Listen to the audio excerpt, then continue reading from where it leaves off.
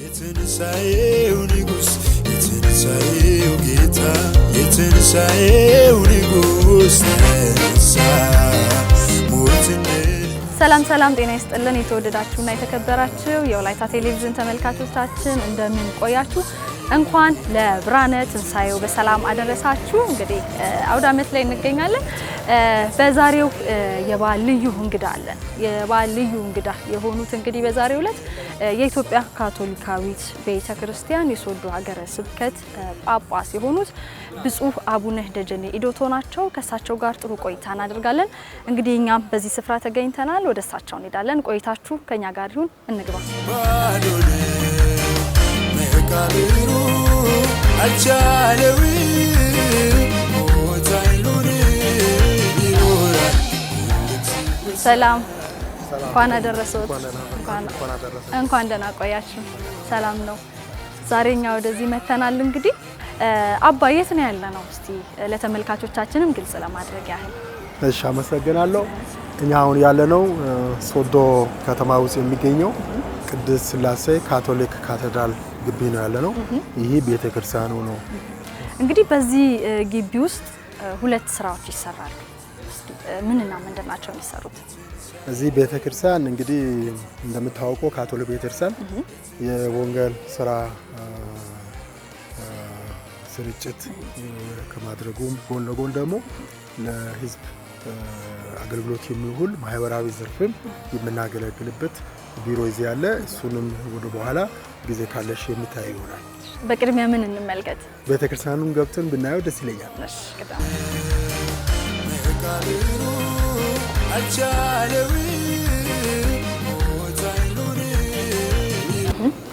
ቤተክርስቲያን አንዳንድ ሰው ነው እዚህ ያለው አብዛኛው ሰው ወደ ቤቱ ሄዷል ማታ ቅዳሴ ነበረ የፋሲካ ዋዜማ ቅዳሴ ምእመኑ መጥቶ አስቀድሶ ሄዷል ዛሬ ደግሞ ጧትም እንደዚሁ ማታ ላልመጡት ቅዳሴ ነበርና አስቀድሶ ወደ ቤታቸው ተመልሰዋል መልካም እኔ አንድ መረጃ ደርሶኛልና በአገልግሎት ህይወቶት ረጅም ጊዜ የኪቦርድ አስተማሪ ሆነው ቆይተዋል ተብያለው እንደዚሁም ደግሞ ልምድም አሉት ይጫወታሉ ኪቦርድ ተብያለው መቅደስ ውስጥ እስካለን ድረስ ትንሽ ፍቃደኛ ከሆኑ ስላስተምሩትም ትንሽ እስቲ ኪቦርዱን አስተማሪ እንኳን የሚባል ሳይሆን እንደው የተማርኩትን ትንሽ ለማሳየት ብዬ ያገለግሉበት ጊዜ ነበረ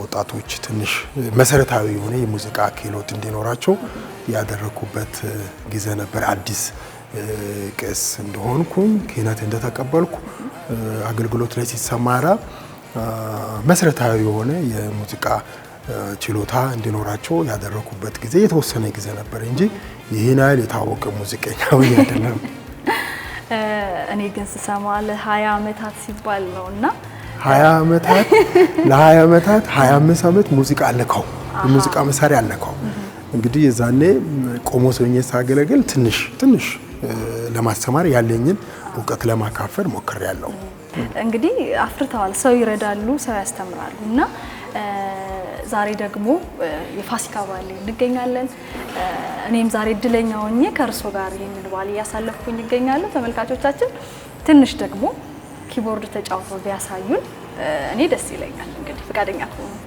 ለመንካት ካልሆነ በቀር 25 አመት 26 አመት የሙዚቃ መሳሪያ አላስኩም ግን እንደው ይዤ ለማሳየት ፍቃደኛ ነኝ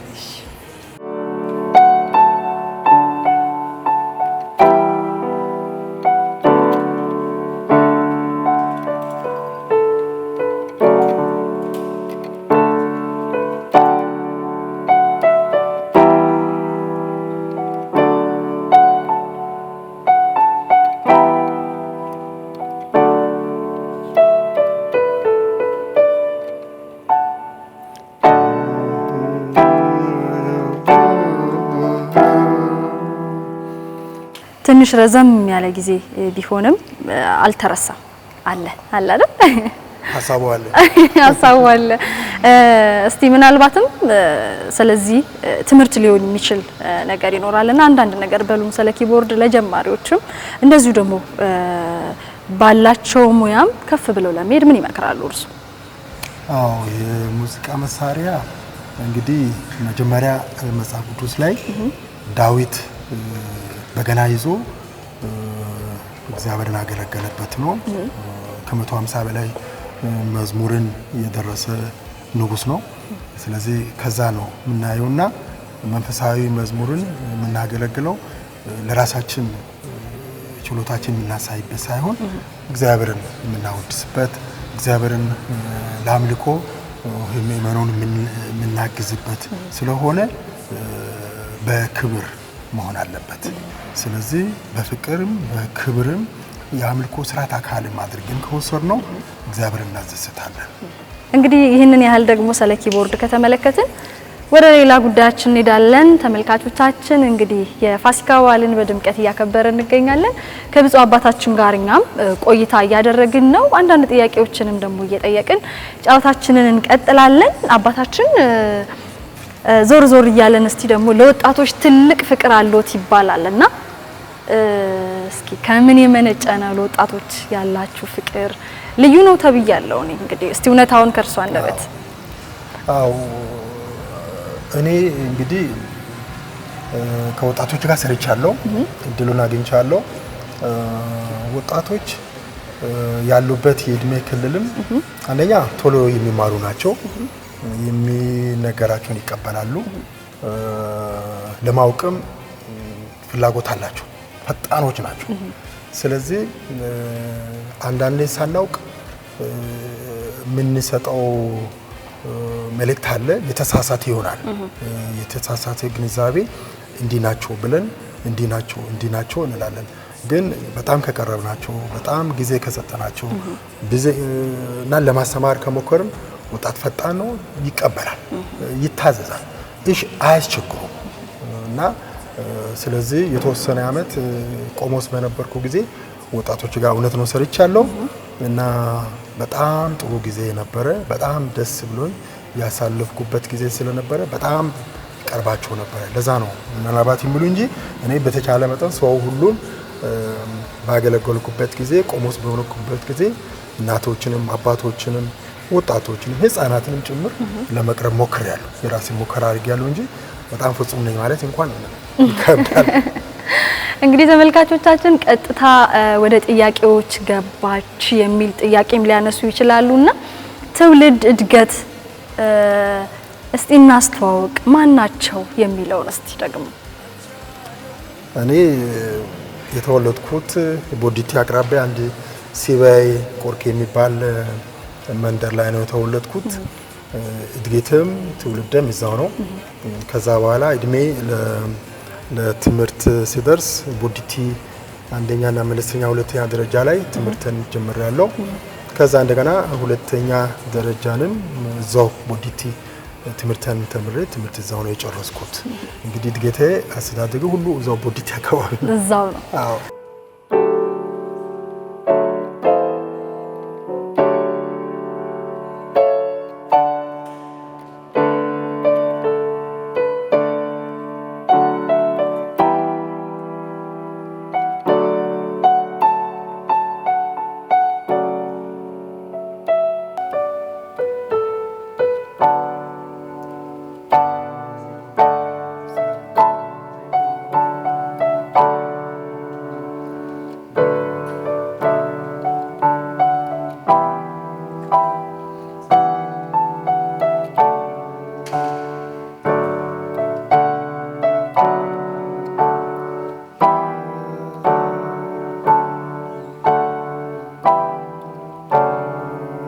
በዚህ ያለው ቆይታ አላበቃም እያሉኝ ነውና ምንድነው የቀረው?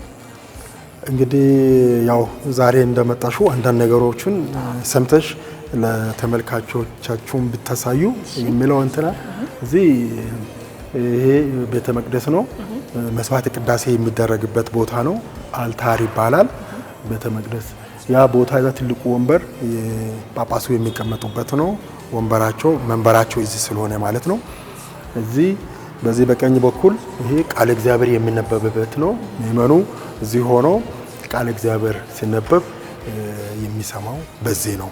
ያው ቅድም እንግዲህ ብዬሻለሁ። ያ እኔ እንግዲህ የረሳሁትን ሙዚቃ መሳሪያ እንድነካ ያደርገሻል። እዚሁ ወጣቱ እዚህ በኩል ሆኖ ምእመናን በመዝሙር የሚያገለግሉበት ቦታ ነው። በዛ በኩል ውስጥ ለውስጥ አልባሳት አሉ። ካህናት ልብሳቸውን ለብሶ ለቅዳሴ የሚወጡት በዚህ በኩል እንደዚህ ወጥቶ እዚህ ስግደት አድርጎ ቅዳሴያቸውን ያደርጋሉ። በዚህ እንደሚታዩ እዚህ አብ ወልድ መንፈስ ቅዱስ አንድ አምላክ የሚል አለ። እኛ እምነታችን በምስጢረ ሥላሴ ላይ የተመሰረተ ነው። ስለዚህ ካቴድራሉም ቅድስት ሥላሴ ስለሆነ ያንን የሚያመለክት ጽሑፍ አለና ምናልባት ሌላ መላእክት ጌተሰማኒ ላይ ኢየሱስ በሚጸልይበት ጊዜ መላእክት አግዟል። እሱ ይህን ጽዋን ከኔ ብታርቅልኝ ብሎ ጌታ አምላኩን አባቱን በጠየቅበት ጊዜ መልአክ እንዳገዙት የሚያመለክት ስዕል አለና መንፈሳዊ ጽሑፎች ይዘላሉ። በዚህ በኩል ስንሄድ አንድ ደግሞ የማሳይሽ ነገር አለን።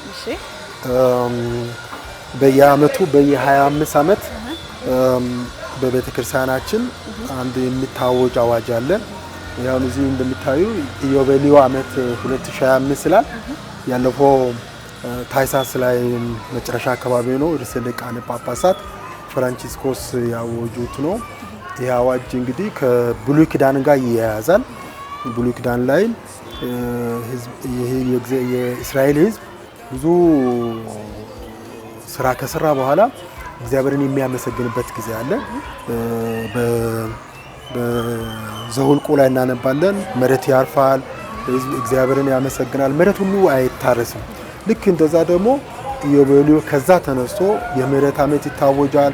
ዘንድሮ ደግሞ የተስፋ ነጋዴያን በሚል ያወጁበት ነው። የተስፋ ተጓዦች ሆነን ዓለም እንግዲህ ብዙ አንዳንድ ነገር ስንሰማ ተስፋ የሚያስቆርጥ ነገር ማለ፣ ግን በተስፋ መጓዝ እንዳለብን ስላወጁ ዓመቱን ሙሉ በዚህ ላይ ልዩ ትኩረት እንሰጣለን። እዚህ ላይ የሎጎ ምልክት አለ። ሎጎቹ እዚህ ቢታይ በባህር ላይ እየሄደች ያለች መርከብ ናት። የተለያዩ መልክ ያላቸው ሰዎች ሲቀዝፉ ሲያዩ አይታሉ። መልሕቅ አለ፣ ግን መስቀል አለ ከፊት ላይ። ያንን እያዩ በተስፋ ስለሚሄዱ እኛም በተስፋ መጓዝ እንዳለብን ህይወታችን አንዳንዴ የሚከብድ ነገር ሲያጋጥም ተስፋ አለመቁረጥና በእግዚአብሔር ላይ ተስፋ እያደረግን መሄድ እንዳለብን የሚል ዓመት እያስብን ያለነው። አባ ቦሎሶ ሶሬ ላይ እንግዲህ ወክለው እግር ኳስ እንደተጫወቱ መረጃ አለኝና የህፃናትን አነሳን። እንግዲህ ትውስታ አሉት እግር ኳስ ጨዋታ ላይ ምን ይላሉ? ወደዚህ ሜዳ ስንመጣ እኔ ትዝ ያለኝ እሱ ነው። የተሰጠኝም መረጃ ያ ስለሆነ ምን ይላሉ እስቲ ንገሩኝ። እውነት ነው ውሸት ነው ይሄ መረጃ? መረጃው ትንሽ በከፊል እውነትነት አለው። ለቦሎሶ ሶሬ ወረዳውን ወኪዬ ሳይሆን ቀበሌው ዱቦ የሚባል ቀበሌ አለ እዛው አረካ አጠገብ። እዛ ላይ አው የኛ የትምህርት መለኮት ተማሪዎች ነበሩ ከኛ ጋር ወደ 7 የሚሆኑ ከነሱ ጋር ሆነን ዱቦን ቀበሌውን ወክለን የተወሰነ ጊዜ ተጫውቻለሁ። እሱ እውነት ነው። ጨርቅ ተሰብስቦ ካልሲ ተደርጎ አው እሱን አድርገን ነው የምንጫወተው እና ያው እኔ ማዘጋጁን ደግሞ ይወዱልኝ ነበር ልጆች። እነሱ ከሚያዘጋጁት በላይ የኔን በጣም ይወዱ ነበርና ያው ከዛ ነው መነሻችን። ይህንን ሜዳ ሲያዩ ምን ያስታውሳሉ? እስቲ የልጅነት ትውስታም ይኖሮታል? እውነት ነው። የልጅነት ትውስታ አለኝ። እነኚህ ልጆች ስናይ እነኚህን ህፃናት ሳይ አንቺም ታስቢያለሽ። ያው የልጅነት ጊዜ እንደዚህ የተጫወትንበት ወዲያ ያልንበት ጊዜ እንግዲህ እናስባለንና የህፃነት ጊዜን አስባለሁ። እንግዲህ እስቲ ልጅነትን ሲገልጹት እንዴት ያዩታል? ንጹህ ናቸው ይባላልና በእርሷ አንደበት እስቲ መስማት። ንጹህ ናቸው ህፃናት አሁን እዚህ እርስ በርስ ቢጣሉ 5 ደቂቃ አይወዝባቸውም። አንድ ላይ ሲሆኑ ነው የሚታይ። ስለዚህ እነሱ ንጹህ ናቸው። ብዙ ስለነሱ መናገር ከነሱ መማር ለኛ ከባድ ነው። እንደነሱ መሆን አንችልም። ህፃናት ንጹህ ናቸው። ለዛም ነው ጌታችን ኢየሱስ ክርስቶስ በቃሉ ላይ ሕፃናትን ተው ወደ እኔ ይምጡ፣ ሌላ ቦታ ደግሞ እንደ ሕፃናት ሆኖ ይላልና በጣም ንጹህ ናቸው። እነኚህ ክፉ አያውቁም። በግ ብቻ ነው የሚያውቁት፣ መጫወት ነው የሚያውቁት፣ መማን ነው የሚያውቁት። እንግዲህ የፋሲካ በዓልን እያከበርን እንገኛለን። ፋሲካን እርስዎ እንዴት ይገልጹታል? እስቲ ፋሲካ ምንድን ነው? ፋሲካ የቃሉ ትርጉም ላይ ቢጀምር ደስ ይለኛል። ፋሲካ ማለት የዕብራይስጥ ቃል ነው፣ መሸጋገር ማለት ነው። በብሉይ ኪዳንም አለ ይሄ። እስራኤላውያን አይሁዳውያን የፋሲካ በዓል ያከብሩ ነበር። ያውም 50 ቀን የሚቆይ ምንድነው? በግብጽ ባርነት ያሳለፉበትን ህይወት እያሰቡ ከዛ ከባርነት ወደ ነፃነት የተሸጋገሩበትን ወደ ከናን የገቡበትን ተስፋይቱ ሀገር የገቡበትን የሚያስቡበት የፋሲካ በዓል አለ። ይህንን ሲያከብሩ ደግሞ የሚፈጽሙት ነገሮች አሉ። ያንን የድሮ የጭንቅ ጊዜ መከራውን ለማሰብ አንድ ማሮር የሚባል ቅጠል አለ። ራስ ይበሉ ያንን ይቀምሳሉ። መራራ ነው፣ በጣም መራራ ነው። እኔ እንደው አንዴ ተሳትፌያለሁ። የአይሁድ ፋሲካ የሚል አዲስ አበባ ተማሪ ያለን ተሳትፈናልና ያ በጣም ስትቀምሹ በጣም ይመራል። መራራ ህይወት እንዳሳለፉ ከዛ ወደ ተስፋይቱ ሀገር እንዳለፉ። ፋሲካ ደግሞ በአዲስ ኪዳን ስናየው ፋሲካችን ክርስቶስ ነው የሚለው ሐዋርያ ጳውሎስ በአንደኛ ቆሮንቶስ ምዕራፍ 5 ላይ ክርስቶስ እንዴት ነው ፋሲካችን የሆነው? እንድንሸጋገር ያደረገን ከኃጢአት ባርነት ወደ ነፃነት፣ ከኃጢአት ወደ ነፃነት። ኃጢአታችን ተወገደ። በምንድነው? በደሙ። ደሙን አፍስሶ እኛን አዳነን፣ እኛን ፈወሰን። ስለዚህ ፋሲካችን ክርስቶስ ተሰቅሎ ያዳነበትን ነው እኛ የምናስበው የምናከብረው። እምነታችን ደግሞ መሰረቱ እሱ ነው። በሙዚቃ መሳሪያም እንደ ወጣት አገለግል ነበር እና የዛኔ የሚያገለግሉ ካህናትን አያለው። የዛኔ የነበሩት ከውጭ ሀገር የመጡት ፈረንጆች፣ ጣሊያናዎች ነበሩና ከነሱ ውስጥ አንዱ አባ ማርቆስ የሚባሉ ነፍሳቸውን ማር አሁን የሉ ሞተዋል። ከሳቸው ጋር ብዙ ቀረቤታ ነበረኝ። ተማሪ ሆኜ ከትምህርት ሰዓት ውጪ ቤተክርስቲያን እሳቸው የሚያሰሩበት ቦታ አብረን እንጓዝ ነበረ። ሌሎች ወጣቶችም ነበሩ። የዛኔ እሳቸው ጋር ስንሄድ የሚገርመው ቤተክርስቲያን የተሰራውን ቤተክርስቲያን ያሳምራሉ። ውስጥ ለውስጥ ይቀባሉ፣ በቫርኒሽ አንዳንድ ነገርም በእጃቸው ይሰራሉና እኔም ይቀባ ነበር ከእሳቸው ጋር ይመስለኛል። ያ የእሳቸው ህይወት እኔን ወደዚህ ህይወት እንዲማርክ አድርጎኛል። ከዛ ቀጥሎ ደግሞ የትምህርተ መለኮት የፍልስፍና ተማሪዎች ይመጣሉ ቦዲቲ እና አንድ ክረምት ላይ አስታውሳለሁ 2 የዚህ አካባቢ የስነ መለኮት ተማሪዎች መጥቶ ነበርና የነሱን የለበሱትን ቀሚስ አይቼ እኔም እንደዚህ ቢሆን ብዬ ነበርና ጠየኳቸው። ቆሞስን አባ ማርቆስን ጠየኳቸው። እኔ ካህን መሆን ፈልጋለሁ ብዬ ስል እሺ ብሎ መከታተል ጀመሩ። ከዛ በኋላ የኔን ፍላጎት አይቶ ወደ ናዝሬት አዳማ ትምህርት እንደጨረስኩ ላኩኝ። እሳቸው በሰዓቱ ሌላ ቦታ ተዛውሮ ነበረው። እሳቸውን ተክቶ የመጡ አባ ፓሲፊኮ የሚባሉ አሁን በህይወት አሉ። ጡረታ ላይ ናቸው። ጣሊያን ሀገር ነው ያሉት። እሳቸው ላኩኝ። ይሄ 1983 ላይ ነው የገባሁት። 1983 ገብቼ 2 ዓመት ናዝሬት ቆየን፣ ተማርን። የምንኩስና ህይወቱን ካፑችን ማህበር ምን ማለት እንደሆነ ተማርን። ከዛ በኋላ ቤተ ተመክሮ የሚባል አለ። ወደ መገናሴ ነው እንድብር ጉራጌ ውስጥ ነው ያለው። እዛ 1 ዓመት የሙከራ ጊዜ አሳለፍን። ከዛ በኋላ 7 ዓመት ፊሎሶፊና ትምህርተ መለኮት አዲስ አበባ ተማርኩኝ። በ1992 ሐምሌ 2 ላይ የክህነት ማዕረግ ተቀበልኩ። ስለዚህ ምኞቴ እዛ ላይ ተሳካ ማለት ነው። መልካም። ክህነት ከተቀበሉ በኋላ ምድቡ እንዴት ሆነ? አዎ ከክህነት በኋላ የመጀመሪያ ምድቤ ቀጥታ እዚህ ዱቦ አረካ አካባቢ ያለው ዱቦ ቁምስና አለ። ቤታችን ሎርድ ማርያም ቁምስና ነው። እዛ ነው የተመደብኩት። እዛ ተመድቤ ቆሞስ ሆንኩኝ። ለ6 ዓመት እዛ ቆየሁ። 6 ዓመት ያው ወጣቶች ጋር እናቶች አባቶች ጋር መጀመሪያ ልምድ እንግዲህ ያየሁት አገልግሎት ጊዜ ይዛ ነበር። ከዛ በኋላ ሌሎች አገልግሎቶች ላይ ተሳትፌያለሁ። አዲስ አበባ ነበርኩኝ፣ እዚህ ቆንቶም ነበርኩኝ። የተለያዩ ቦታ እንግዲህ 25 ዓመት ላከብር ነው የክህነት 6 ዓመት እዛ ካገለገልኩ በኋላ አዲስ አበባ መድኃኔዓለም ካቶሊክ ቤተክርስቲያን እዛ ተመደብኩ። ለ3 ዓመት የቤት ኃላፊም አለቃ ነበርኩ። ወደ 13 ወንድሞች ካህናት ወንድሞች ነበሩ። ከዛ ጎን ለጎን ደግሞ የአንድ ቢሮ እንደዚህ ማህበራዊ አገልግሎት የሚሰጥ ቢሮ ላይ 3 ዓመት ኃላፊ ሆኜ አገለገልኩ። ከዛ በኋላ እዚህ ቆንቶ ደግሞ እዚህ ቅርብ ነው። እዛ ተመደብኩ። ቴክኒክና ሙያ አለ እዛ ለ1 ዓመት አገለገልኩ። ከዛ በኋላ ለከፍተኛ ትምህርት እንደገና ወደ ካናዳ ሄድኩ። 3 ዓመት ቆየሁ እዛ። ካናዳ ትምህርትን ጨርሼ ሲመለስ አለቆቼ ደግሞ አሁንም አይ እዛ ያልጨረስከው ስራ አለ ትሄዳለህ ሲሉኝ እንደገና ቆንቶ ተመለሱ። 8 ዓመት እዛ ቆየሁ። መጨረሻ ላይ ወደዚህ ደግሞ ተዛወርኩኝ።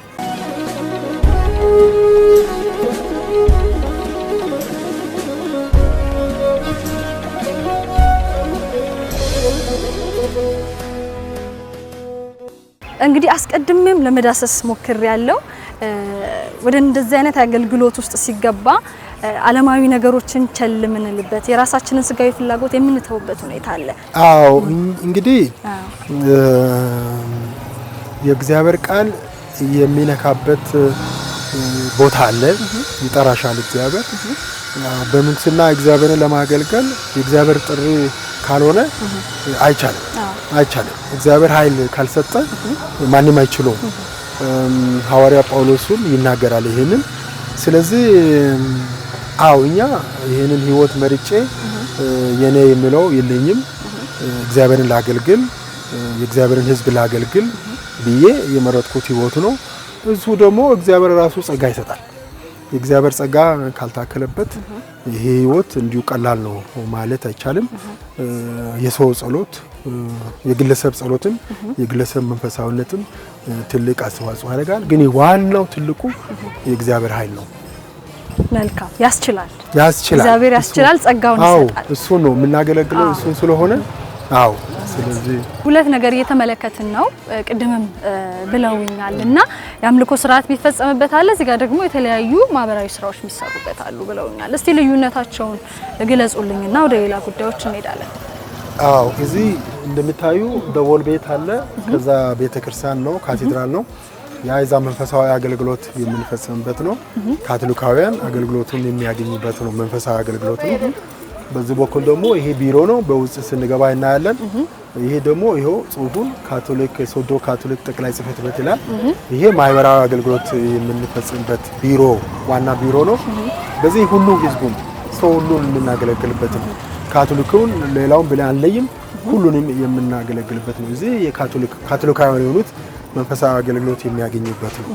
እንደዚህ አገልግሎት ዘርፍ ላይ ያሉ ሰዎች ደግሞ ከአገልግሎቱ አኳያ ብዙ ጫናዎች ይኖሩባቸዋል። ዓመት በዓልን ከማክበር አኳያ ምእመኑን አገልግለው ምእመኑ ወደ ቤቱ ከሄደ በኋላ ደግሞ እናንተ ደግሞ ሰብሰብ ብላችሁ የምታከብሩበት ሁኔታ አለ። የእርሶ ተሞክሮስ ምን ይመስላል? እኛም እንደ ሌላውም ምእመን ከመንፈሳዊ አገልግሎት ካለቀ በኋላ ፋሲካ በዓሉን እንደገና ተሰባስበን እዚህ እናከብራለን። ያንን ወደ በኋላ አንቺ የሚታዩ ይሆናል። አጋጣሚ ከኛ ጋር ደግሞ ታከብሪያለሽ እዚህ? አከብራለሁ። ይሄው ከግቢ ጀምረን ከውስጥ ጀምረን እያከበርን ነው። የተዘጋጀ ነገር አለ አይደል? የተዘጋጀ ነገር አለ። ሁላችን ይበቃናል። እሱን አንድ ላይ እንቋደሳለን። ገና ህንጻው አላለቀም። በሰፊው እንግዲህ ለማገልገል ብዙ ቁጥር ያለው ሰራተኛ ቀጥረን እዚህ እንግዲህ ስራውን ከዚህ አድርገን ነው ለመስራት ያቀድን ያለነው። አሁን ግን ብዙ ሰራተኞች ከዚህ ሆነው እንዳልኳችሁ ጂንካ ቅርንጫፍ ጽህፈት ቤት አለ፣ ኦሞራትም እንደዚሁ ቅርንጫፍ ጽህፈት ቤት አለ። ከዚሁ ግን ዋና ቢሮአችን እዚህ ነው። ያው እኛ እንደ ካቶሊክ ቤተክርስቲያን ከመላው ዓለም ጋር ግንኙነት ስላለን አዲስ አበባ ዋናው ትልቁ አዲስ አበባ ነው ያለው ቤት ቢሮአችን። ከዛ እዚህ ጋር ግንኙነት አለ። ይሄ ደግሞ ከጂንካ ከኦሞራቴ ጋር ግንኙነት አለ። እንደዚህ ተሳስሮ ነው ያሉት። በጋራ ነው አንድ ላይ። ተመልካቾቻችን እንኳን አደረሳችሁ። ፕሮግራማችን አላለቀም። እንግዲህ የተዘጋጀ ፕሮግራም አለ። አብረን ደግሞ በጋራ ደግሞ እየተቋደስን የተዘጋጀውን አብረን እናከብራለን። ወደዛ ደግሞ እናምራ። ቤታችን ይሄ ነው እንግዲህ እዚህ ቤት ነው የምናከብረው። ባላችን የምንኖረው እዚህ ነው። ስለዚህ እናንተም ዛሬ ስለመጣችሁ ደስ እያለን ይህን ፋሲካ በዓላችን እናከብራለን። በጋራ አንድ ላይ እናከብራለን።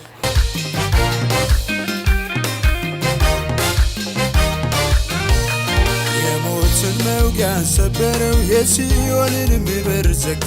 ግርማውን ለዓለም አሳየ፣ ስሙን በክብር መዝገብ ጻፈ። የሞትን መውጊያ ሰበረው፣ የሲኦልን በር ዘጋ። ግርማውን ለዓለም አሳየ፣ ስሙን በክብር መዝገብ ጻፈ።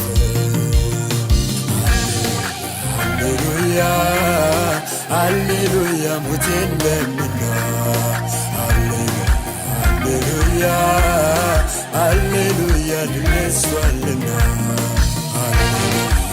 ሃሌሉያ ሃሌሉያ ሞቴን ለምና፣ ሃሌሉያ ሃሌሉያ ድል ነስቷልና። በአብ በወልድና በመንፈስ ቅዱስ ስም አንድ አምላክ አሜን። እግዚአብሔር አምላካችን ሆይ ከዓመት ዓመት በሰላም ጠብቀ ለፋሲካ በዓል በሰላም አድርሰናልና እናመሰግናለን። ስምህ ለዘላለም የተመሰገነ ይሁን። ይህንን በዓል ለማክበር ከኛ ጋር እዚህ የሚገኙትን እንግዶቻችንን ባርካቸው።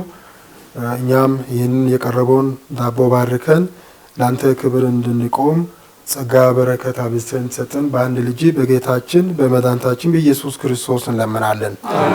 ሁሉን የሚችል እግዚአብሔር ይህን ዳቦ ይባርከው። በአብ በወልድና በመንፈስ ቅዱስ ስም አንድ አምላክ አሜን።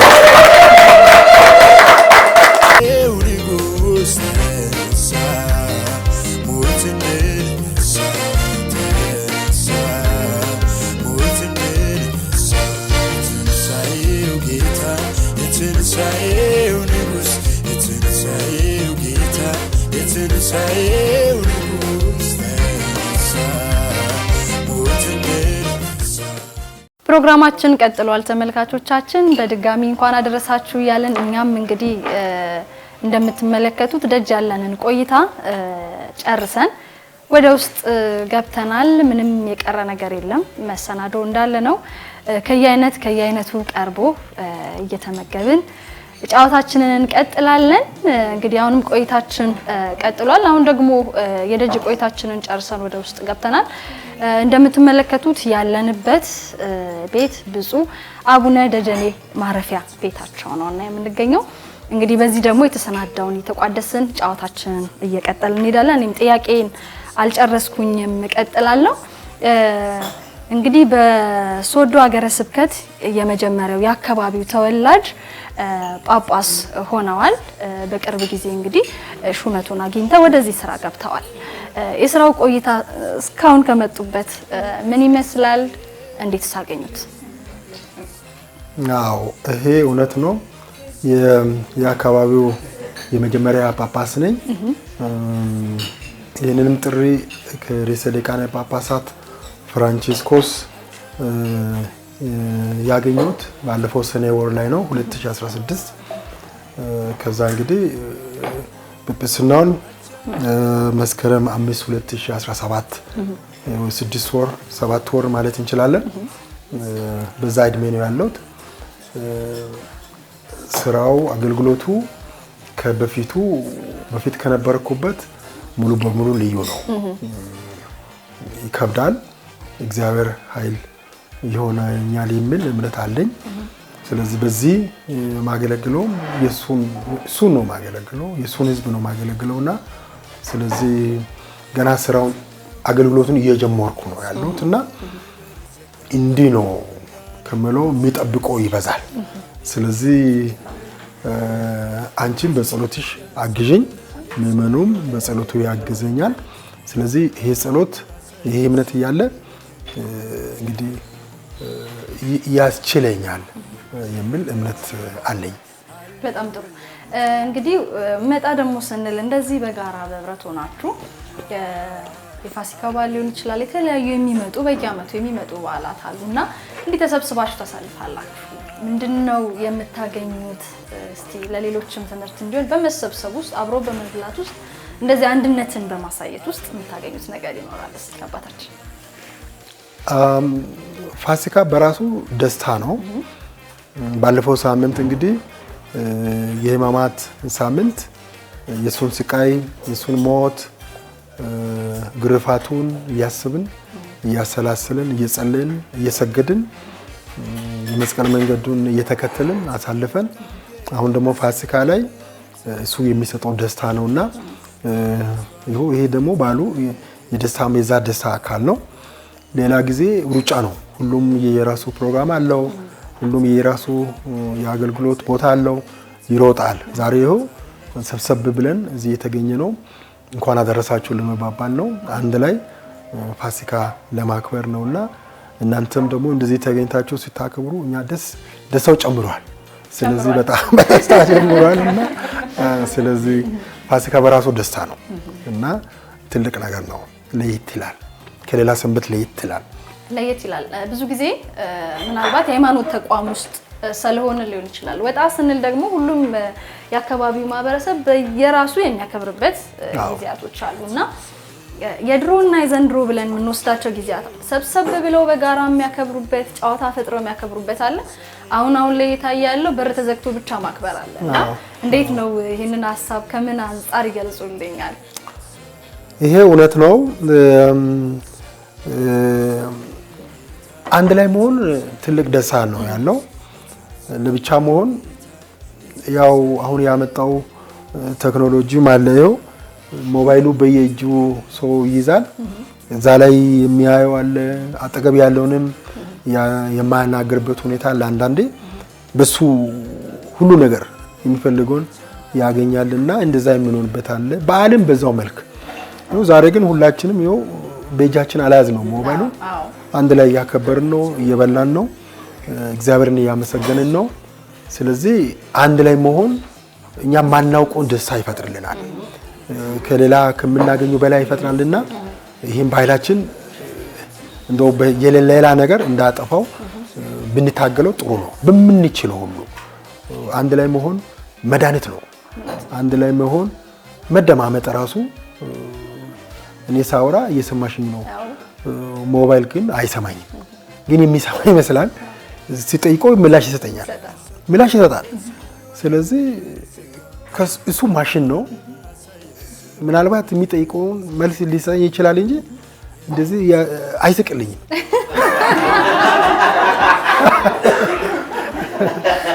ስለዚህ የፋሲካ ደስታ ሐዋርያት ራሱ አንድ ላይ ሲሆኑ ነው የተደሰቱት የቶማስ ታሪክ ስናይ አልነበረም ወጣ ብሏል ለብቻ ምን እንደሚሰራ አናውቅም ክርስቶስ ሲመጣ በመካከላቸው ሲገኝ አላየም እና አምልጦታል የሆነ ነገር አምልጦታል ደስታ አምልጦታል በኋላ ሲነገረው እኔ እንዴት ይያለ ለብቻ ስለዚህ እኛ ምናልባት እሱ ከኛ ጋር ባይመስልም ለብቻችን ስንሆን መሆኑን ስንወድ ምናጣው ነገር አለ አሁን አናውቅም እንጂ የሆነ ነገር እየፈጠረ ነው ሄደው አብሮ መሆንን ማህበራዊነቱን ያጎደለ ይሄዳልና ትንሽ መጠንቀቅ አለብን ወደ አንድነቱ መምጣት አለብን አንድነቱ ትልቅ ነገር ነው አንድነቱ መደማመጡ ማውራቱ መጫወቱ ፎስ ነው አለዚያ እኮ እኛ ሀገር ብዙም አልተለመደም እንጂ አንሰማም እንጂ ይሄ ስትሬስ የሚባል ነገር አለ አንዳንዴ ዲፕሬሽን የሚባል በሽታ አለ አዎ በቃ ከብቸኝነት ጋር ነው ብዙ ጊዜ የሚመጣው። ዲፕሬሽን አደገኛ ነው። ስለዚህ ግን በህብረት እንደዚህ ስናወራ ይወጣልናል፣ ይቀልልናል። ስለዚህ ፋሲካ ደግሞ አመጣልን ይኸው አንድ ላይ እንድንሆን ቁጭ ብለን እንድንበላ እንድንጫወት አድርገውና ይሄንን አጠናክረን ብንይዘው ጥሩ ነው። እንግዲህ ቀጥለናል ተመልካቾቻችን። እንደዚሁም ደግሞ በማከላችን ከተገኙ ከአባታችን ጋር ቅርበት ያላቸው አብረው ይሰሩ በቅርበት የሚያውቋቸውም አሉና አባ ጠገቤ ይገኛሉ። ራሳቸውን ያስተዋውቁልኝና ደግሞ እስኪ አንዳንድ ነገር ደግሞ ስለሳቸው ይበሉን፣ ስለ ጋራ አንድነታቸው፣ ስለ አገልግሎታቸው ደግሞ ጠቀስ አድርገውልን እንቀጥላለን። ስሜ አባ ዮሐንስ ባቴ እባላለሁ። የካፑቺን ማህበር አባል ነኝ። የመጣሁት ወይም የሚሰራው እዚህ ቆንቶ ካፑቺን ገዳም አስተዳደርና የትምህርት ቤትም ዳይሬክተር ሆኜ እየሰራው ነኝ። ዛሬ በፋሲካ በዓል ምክንያት አባታችን አቡነ ደጀኔን ለመጠየቅ መጥቻለሁ። እዚህ ከእናንተ ጋር እገኛለሁ። አቡነ ደጀኔ ከዚህ በፊት ያው በቅርብ አውቃቸዋለሁ። እሳቸው አሁን ታች ትልቅ ገዳም አለ፣ እዛው ነበሩ። ከዛ ነው እንግዲህ እግዚአብሔር ለዚህ ለትልቅ አገልግሎት ጠርቷቸው እዚህ መጥቷሉና የኛ ህይወት እንግዲህ እሳቸው ካፑቺን ነበሩ። ያው ከካፑቺን ማህበር ተመርጦ ለቤተክርስቲያን አገልግሎት እግዚአብሔር መርጧቸዋልና እዚህ ወንድሞችን ወክዬ ለመጠየቅ መጥቻለሁ። ዋናው በዚህ በፋሲካ ጊዜ መነጋገር ያስፈልጋል፣ መጠያየቅ ያስፈልጋል። ለምን ሁላችን ወደ ስራ ስለምንሄድ ጊዜ የለንም ለመጠየቅ።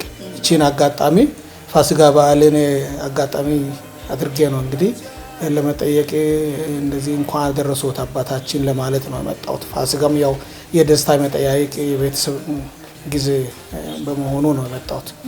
በምታውቋቸው ጊዜያቶች ቀድሞ በምታውቋቸው ጊዜያቶች እስቲ አቡነ ደጀኔን እንዴት ይገልጻሉ? ካላቸው ጥንካሬ ካላቸው ነገር እስቲ ከእርሱ አንደበት። እኔ እንደማውቃቸው አቡነ ደጀኔ ከትምህርቱም በወጣትነት ጊዜያችን ጀምሮን ባለው ሁኔታ እንግዲህ ቀጥተኛ ውሳኔ ወሳኝ በሁሉ ነገር ግልጽ የሆነ ነገር የሚያስደስታቸው እንደዚሁም ደግሞ ለመማር ለማወቅ የተዘጋጁና ደስተኛ ሁሌ ፈገግታ ከፊታቸው የማይለይ እሱም ተወዳጅ በወጣቶች በተለይ ተወዳጅ አባት ናቸውና ወጣቶች ተወዳጅ ተብሏል። እኔም አስቀድሜ አባታችንን ጠይቅ ያለውና ብዙዎችም ሲመሰክሩ ደጅ አድምጫለሁ። ምንድነው ልዩ የሚያደርገው በወጣቶች ጋር ያላቸው ተስጦ ምንድነው? በብዙ ይገለጻ ይሄ ነገር እንዲህ ነው ማለት እንትን ባይሆንም ያቀርባሉ፣ ወጣቶችን ያዳምጣሉ፣ ይጫወታሉ፣ ትልቅ ትንሽ አይሉ ይጫወታሉ፣ ይቀርባሉ። እንዲሁ አሁን ከሆኑ በኋላ እንኳን ቅርብ ጊዜ አስታውሳለሁ 4 ቁምስናዎች አሉ በሀገር ስብከት አቅራቢያ ያሉትን ቁምስና ወጣት ታዳጊ ህጻናቶቹን ትምህርተ ክርስቶሳች ወይም ቤተክርስቲያን ያለው ፍቅር እንደዚህ ክብር ወዴት የደረጃ እንዳለ ለማወቅ ፈልጋለሁ በሚል እንዲያው እነሱም በተናጠል ሰብስቧቸው ነበርና እኔ እዛ ላይ በጣም ነው ተደመምኩት። ህጻናቶች በጣም ነው ወዳቸው ይቀርባሉ። ወጣቶች ትላልቆቹም እንደዚሁ ይመሰክራሉ። ስለታቸው የመስማት ነው መሰለኝ ያዳምጣሉ። ወጣት ደግሞ መደመጥን መሰማትን ይወዳል። እንደዚሁ ደግሞ እውቅና ይፈልጋል። ይሄ ደግሞ ትልቅ ራያ ነው። ስለታቸው ያዩት ይሄ ነው። እስኪ እንዲሁም ድጋሚ እድል እንኳን አደረሳችሁ ማለት አስተላልፉ ደግሞ እንቀጥላለን። ለመላው የክርስትና እምነት ተከታዮች ሁላችሁ መልካም የፋሲካ በዓል ይሁንላችሁ። እንኳን አደረሳችሁ። እስኪ እንተዋወቅ። እንኳን አብሮ አደረሰን። እኔ ሲስተር ሃና እባላለሁ። የልብ በኢየሱስ ሌካኒቶች ማህበር አባል ነኝ። የመጣሁት ከዱቦ ነው። ማገለግለውም እዛው ዱቦ ሆስፒታል ውስጥ። አለባበሳችሁን ስመለከት ነበርና እስኪ ስለ አለባበሳችሁ ምናልባትም የቤተ ክርስቲያኑ ህግም ሊሆን ይችላልና ከሷ አኳያ አስተምሪ። እሺ እንግዲህ እኛ በአጠቃላይ ሁላችንም የካቶሊክ ሲስተሮች ወይም ገዳማውያን ነን። በዛ ስር በካቶሊክ ስር የተለያዩ ገዳማውያኖች አሉ። የእያንዳንዳችን መስራቾች ይለያያሉ። ለምሳሌ የኔ ቅድስት ከብሬት ይባላለች። የሲስተር ዲሲ ማህበር ይለያያል። ሰንታናም አሉ፣ ዲሲ አሉ፣ አውሌዲ አሉ። የእያንዳንዳችን የማህበራችን አለባበስ ዩኒፎርም ይለያያል። ግን የምናገለግለው በአንድ በካቶሊክ ስር ሆነን ነው። የተለያየ አይደለም። የምንሰራው ግን አገልግሎት ነው። ታችን ሻሽ የማይለብሱ አሉ። ግን የበለጠ ደግሞ መስቀል አለ ወይም ወርቅ አለ። መሀል ለመጨረሻ ለማረጋችን መስቀል አለ። ዩኒፎርም አለ በብዛት ደግሞ ማለት ነው። ስለዚህ እኔ አሁን ይሄን አወለኩ ማለት የማህበሩ አባል አይደለሁም ማለት ነው። ስለዚህ ገዳማዊ መሆንን፣ ሲስተር መሆንን፣ አገልጋይ መሆንን የሚያሳይ የአገልግሎት ነው እንጂ የክብር አይደለም ማለት ነው። አሁን ግልጽ ሆኖልኛል። እሺ ሲስተር እንግዲህ ይህንን ያህል ገለጻ ካደረግሽልን አባታችንን የምታውቂበት አጋጣሚ የት ነው እንዴት ነው የሚለውን እስቲ። አባታችንን የማውቅበት አጋጣሚ ገና ልጅ እያለሁ ወይም ገዳም ለመግባት ሲጀምር ዱቦ እሳቸው የመጀመሪያ የሉርድ ማርያም ዱቦ ቆሞስ ሆነው እኛ ገና ተማሪ ያለን ነበር የምንታወቀው። ያኔ ደግሞ እኛ ያው ይሄ እንዳልኩሽም ቅድም ለመግለጽ እንደሞከርኩም ደረጃ አለው፣ ስቴፕ አለው። ሲስተር ለመሆን አንዴ እንደገባን ሲስተር አንሆንምና ተማሪ ያለን እሳቸው ያኔ እዛ የሉርድ ማርያም ቆሞስ ነበሩ። ለኛ እንግዲህ እንደ ካቶሊክ ንሳ የሚባል አለ። ካህን ነው ኑዛዜ የሚሰማውና የንሳ አባታችን ነበሩ፣ አስተማሪያችን ነበሩ። ትልቅ ምሳሌ የሚሆኑ ነበሩና በዛው አጋጣሚ ደግሞ የኛ የሚሽነሪዎች ወይም ፈረንጆች ነበሩ። ከነሱ ጋር በጣም በቅርበት እንደሚሰሩ አውቃለሁ። ምክንያቱም የኛ ሲስተር ማሪያ ሬጂና ይባላሉ፣ ሲስተር ጆን የሚባሉ፣ ሲስተር ፍራንሲስካ የሚባሉ ሚሽነሪ ሆነው የመጀመሪያ አካባቢውን ባህሉን ቋንቋውን የማያውቁ ነገር ግን በሳቸው አማካይነት አብሮ አንድ ላይ ቁምስና ላይ አብሮ እንደሚሰሩ ሲስተሮች የኛ ካቴክስቶችን እንደሚያስተምሩ ጥሪ ቡድንን ወጣቶችን እንደሚያስተምሩ እንደውም በቅርብ ጊዜ ስለ አባታችን ሲሰማ ወጣቶችን ወዳድ ከወጣቶች ጋር አብሮ የሚውሉ ወጣቶችን መስለው አብሮ ከወጣቶች ጋር ኳስ ይጫወቱ ነበር ሲባል ሰምቼ እንደውም ኳስ ሲጫወቱ አጋጣሚ ሆኖ እግራቸው ሁሉ ትንሽ ተጎትቶ ነበር ሲባል እውነት እንደሱ ለካ እንደ እንደውም ሁለተኛ እና ላካ እስከዛ ድረስ ሰውን ወዳድ የሆኑ ሰውን አክባሪ የሆኑ ለአገልግሎት ትልቅ ቦታ የሚሰጡ ትልቅ አገልጋይ ጠንካራ አገልጋይ መሆናቸውን ሰምቼ የበለጠ ቅርብ ጊዜ ነው እንደውም ይሄን የኳስ ጨዋታና የበለጠ ደግሞ እንደ አይነት ኢንቮልቭመንት እንዳለ የሰማሁትና አባታችንን እውነት ብናገር ከቅርብት አቃቸዋለሁ እናቃቸዋለን። ዱቦ ያው በነበሩበት ጊዜ ጥሩ ወንድም፣ ጥሩ አባት፣ ጥሩ አገልጋይ፣ ጠንካራ አገልጋይ መሳሌ የሚሆኑ ናቸውና አሁን በጣም በዚህ ሁኔታ ትልቅ ክብር ትልቅ ደስታ ይሰማኛል። እኔ ባለፈው አጋጣሚ አባቶች ወንድሞች የካፕቾን አባቶች አንድ ማህበርም ስለሆኑ በጋበዙት አጋጣሚ ተገኘሁና እኔም ተገኝተን አባታችን እኛ ቤት መምጣት ይችላሉ ሲል በትልቅ ደስታ ሲቀበሉ በጣም ትልቅ ክብር ነው የተሰማኝ። ምክንያቱም ቢዚ ናቸው፣ ብዙ ነገር መስራት አለባቸው።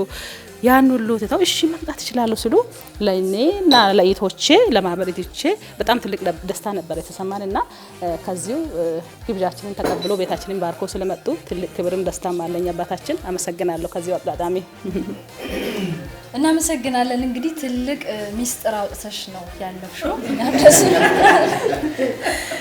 ስለዚህ እንግዲህ እንደ መጨረሻ እስቲ እንኳን አደረሳችሁ መልእክት ለቤተሰቦች ሊሆን ይችላል፣ ለፈለግሽው ለክርስትና እምነት ተከታዮች ሊሆን ይችላል፣ አስተላልፊያን ካሜራ ይይሽ።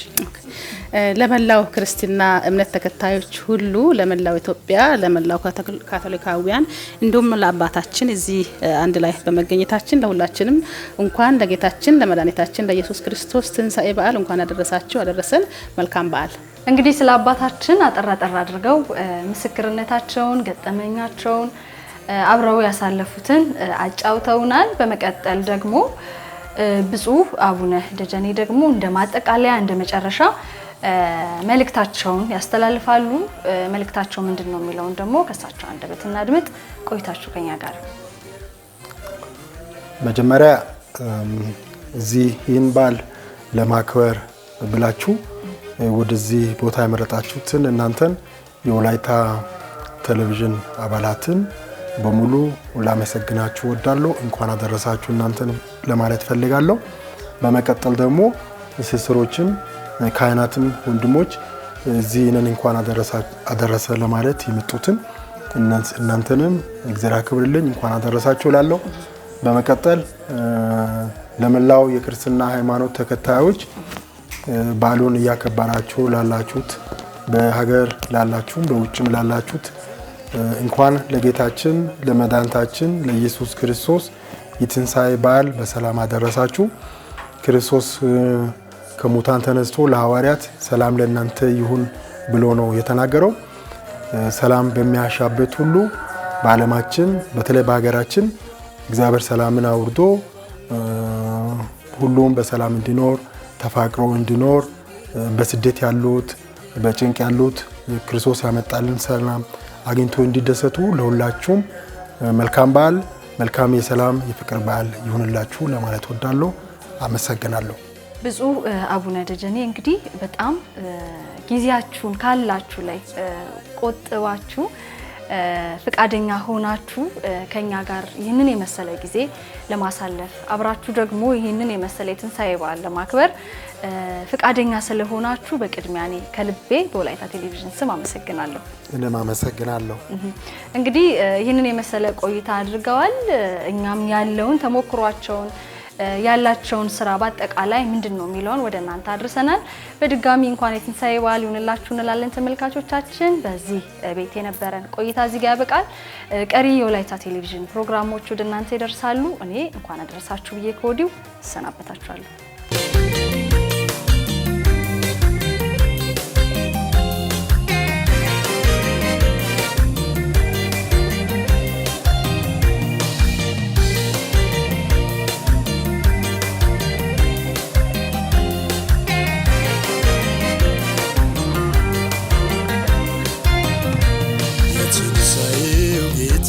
የትንሣኤው ንጉሥ የትንሣኤው ጌታ የትንሣኤው ንጉሥ ተነሳ።